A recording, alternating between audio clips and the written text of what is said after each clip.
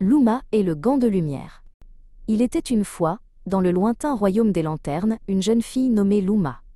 Elle passait ses journées à frotter les chaudrons et à balayer les cendres du foyer. Malgré la suie qui tachait son visage, ses yeux brillaient toujours d'une lueur d'espoir lorsqu'elle regardait le ciel étoilé par la petite lucarne de la cuisine.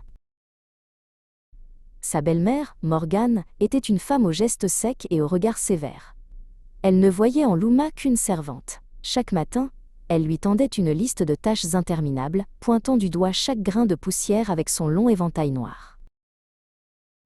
Les deux demi-sœurs de Luma, Pétula et Clotilde, ne pensaient qu'à leur parure.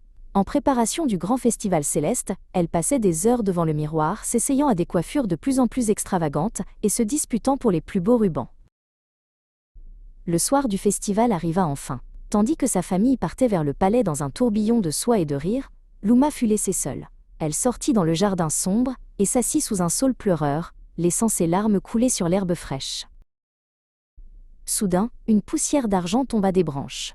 Une minuscule femme ailée, nommée Astra, apparut dans une explosion de lumière douce.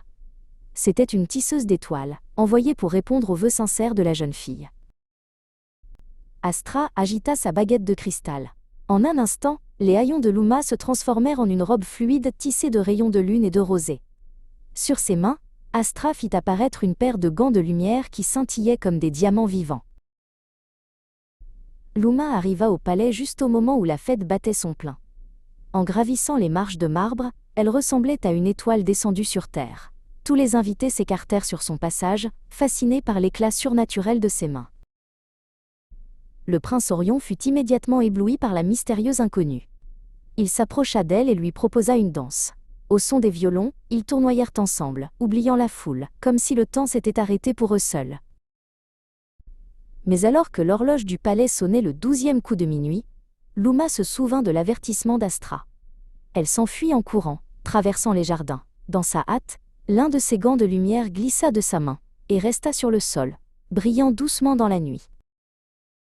Le lendemain, le prince Orion parcourut tout le royaume pour retrouver la propriétaire du gant.